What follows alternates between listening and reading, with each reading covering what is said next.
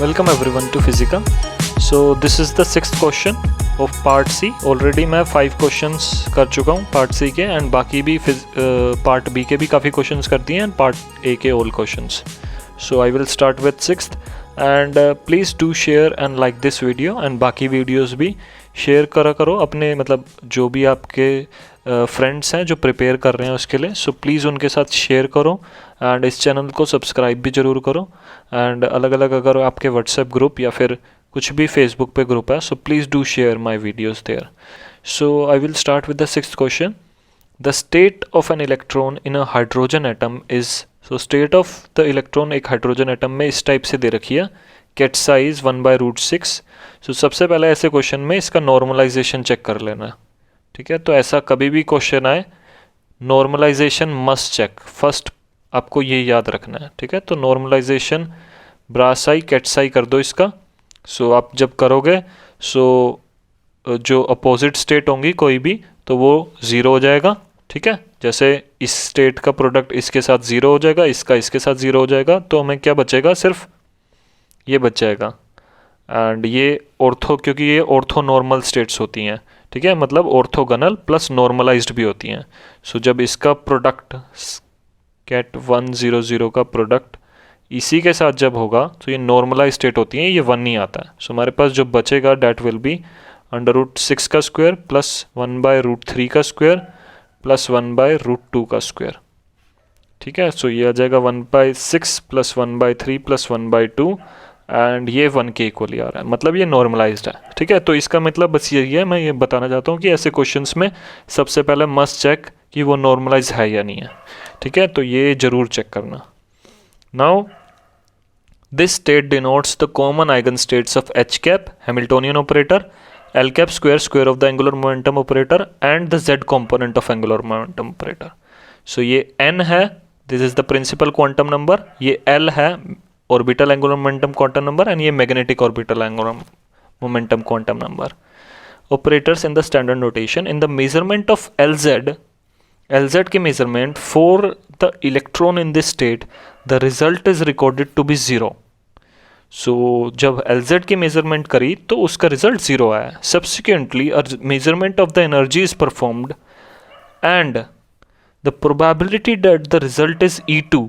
E2 की probability बतानी है, मतलब n = 2 जहाँ पे होगा the energy of the n = 2 state. Bracket में दे भी दिया.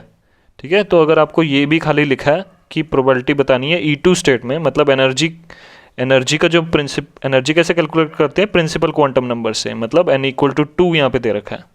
ठीक है, तो n = 2 सिर्फ यही है, तो इस स्टेट में प्रोबेबिलिटी बतानी है. सो बहुत बच्चों ने ये क्वेश्चन गलत कर दिया था एंड डायरेक्ट कुछ भी सोचा नहीं, डायरेक्ट इस स्टेट को देखा और इस स्टेट की प्रोबेबिलिटी लिख दी 1/3. सो विच इज़ रॉन्ग. यहाँ पे आपको एक और स्टेटमेंट दे रखी है, ये इंपॉर्टेंट स्टेटमेंट है बहुत. सो ये स्टेटमेंट आप देखो. In the measurement of LZ दे रखा है the result is recorded to be 0. मतलब LZ की एक्सपेक्टेशन कैसे निकालते हैं, जो Z component of angular momentum होता है उसकी एक्सपेक्टेशन वैल्यू होती है ML/h क्रॉस, या फिर यहाँ पे M दे रखा है तो MH क्रॉस. ठीक है, तो ये एक्सपेक्टेशन वैल्यू होती है. सो इस स्टेट में आप इसकी एक्सपेक्टेशन निकालो. ठीक है, इसने बोला ना इन the measurement of LZ, so LZ की एक्सपेक्टेशन वैल्यू निकालो. सो इससे निकालेंगे. सो यहाँ पे M 0 है तो 0h क्रॉस प्लस यहाँ पे कितना है, अगेन 0 है 0h क्रॉस प्लस यहाँ पे निकालो that will be -1 × h cross, so -h cross. And हमें दे रखा है इसकी एक्सपेक्टेशन वैल्यू है 0. मतलब क्या है, यहाँ से तो 0 0 आ रहा है, यहाँ से -h क्रॉस आ रहा है, मतलब ये स्टेट एग्जिस्ट नहीं करती. मतलब ये जो स्टेट है जब हमने ये मेजरमेंट करी तो ये स्टेट एग्जिस्ट नहीं कर रही. मतलब हमारा जो वेव फंक्शन है, मेजरमेंट जब करी है तब हमारा वेव फंक्शन ये है 1/√6 कैट 100 प्लस 1/√3 कैट 210 एंड अब क्या करा है, सब्सिक्वेंटली अब measurement of energy is performed. So अब मेजरमेंट हमने करी है इसके बाद, तो हमारा जो नया वेव फंक्शन है वो है ये है, और इस पे हमने एक एनर्जी की मेजरमेंट करी है E2 की. सो हमें प्रोबेबिलिटी बतानी है नाउ E2 में, दैट इज n = 2 की प्रोबेबिलिटी कितनी होगी. सो ऐसे ही निकाल सकते हैं इसकी, बट अब क्या है, अब ये नॉर्मलाइज्ड नहीं है, ठीक है, दिस इज़ नॉट नॉर्मलाइज्ड, तो इसको नॉर्मलाइज करना पड़ेगा। करेंगे कैसे? या तो आप पहले नॉर्मलाइज कर लो या फिर डायरेक्ट भी आप कर सकते हो, जैसे प्रोबेबिलिटी ऑफ एनर्जी E2 और n इक्वल टू 2, वो डायरेक्ट हो जाएगी इसके प्रोबेबिलिटी एम्पलीट्यूड का स्क्वायर, दैट इज 1/√3 के मोड का स्क्वायर डिवाइडेड बाय इसके एम्पलीट्यूड का स्क्वायर प्लस इसके एम्पलीट्यूड का स्क्वायर। सो इनडायरेक्टली आप ऐसे भी कर सकते हो। सो ये डायरेक्ट मेथड है जब आपने फास्ट कैलकुलेशन करनी है। So that will be 1/3 plus 1/6 plus 1/3, that will be 1/3 और ये हो जाएगा 2/3, सॉरी ये हो जाएगा हाफ। सो ये 2 ऊपर चला जाएगा एंड आ जाएगा 2/3, ठीक है। तो हमारा आ गया आंसर 2/3, ठीक है। तो इसका करेक्ट आंसर होगा ये थर्ड ऑप्शन 2/3, ठीक है। आप इसको नॉर्मलाइज भी कर सकते हो। नॉर्मलाइज कैसे करोगे? इसका ब्रास साई कैट साई निकाल लो, डैट इज साई के मोड का स्क्वायर होता है ये, ठीक है। तो ये हो जाएगा आपके पास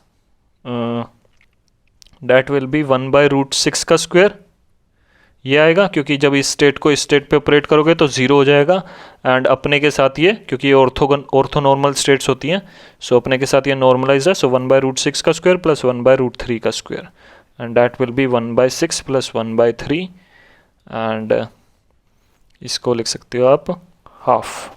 सो ये हाफ के इक्वल आ गया। तो साई के मोड का स्क्वायर हो गया ये, तो साई का mod that is under root bra psi ket psi, वो हो जाएगा 1/√2। और नॉर्मलाइजेशन कैसे करते हैं? सिंपली ब्रास साई को डिवाइड कर दो under root bra psi ket psi से, ठीक है, या फिर इसके मोड से डिवाइड कर दो, साई के मोड से डिवाइड कर दो, ठीक है। तो एक ही बात है, जब इसको आप डिवाइड करोगे सो रूट 1/√2 है, सो √2 ऊपर चला जाएगा, डिवाइड में जब होगा सो √2/√6 कैट 100 प्लस √2/√3 कैट 210। सो साई नॉर्मलाइज्ड जो है वो हो जाएगा अंडर√2/6 है, सो 1/3 कैट 100 प्लस अंडर√2/3 कैट 210, ठीक है। तो कैसे भी नॉर्मलाइज कर सकते हो। सो मैं ये मेथड करता हूँ तो ये क्विकली हो जाता है इससे। सो आप ऐसे भी कर सकते हो या फिर एक और मेथड है, आप सिंपली इस पूरे वेव फंक्शन को किसी नॉर्मलाइजेशन कांस्टेंट से मल्टीप्लाई कर दो। नॉर्मलाइजेशन से मल्टीप्लाई करके bra psi ket psi equal to 1 कर दो। सो आपके पास क्या आ जाएगा? a² हो जाएगा, क्योंकि नॉर्मलाइजेशन मैंने एक कांस्टेंट से मल्टीप्लाई कर दिया जो नॉर्मलाइजेशन कांस्टेंट होगा, ठीक है। तो वो फाइंड आउट करने के लिए एक ही वो चीज़ है, आप जैसे मर्जी कर लो। सो वो a² हो जाएगा एंड मल्टीप्लाई में आ जाएगा 1/√6 का स्क्वायर प्लस 1/√3 का square, that will be equal to 1। So यहाँ पे आएगा √2। सो a हमारे पास √2 आ जाएगा। सो सिंपली a से मल्टीप्लाई करा था, सो a की जगह √2 डाल दो, सो सिंपली दोबारा यही आ जाएगा नॉर्मलाइज्ड जो वेव फंक्शन है। सो एक बार नॉर्मलाइज्ड वेव फंक्शन आ गया, सो प्रोबेबिलिटी हम बता दो एनर्जी 2 में या फिर n इक्वल टू 2 स्टेट में प्रोबेबिलिटी क्या होगी। n इक्वल टू 2 है इसके लिए, इस स्टेट के कोरस्पॉन्डिंग, तो ये हो जाएगा इसके प्रोबेबिलिटी एम्पलीट्यूड का स्क्वायर, दैट इज 2/3 के मोड का square, that will be 2/3। So answer आ जाएगा आपका 2/3। सो इस क्वेश्चन का आंसर 2/3 आएगा, ना कि 1/3। सो ठीक है, सो थर्ड ऑप्शन इसमें करेक्ट होगा।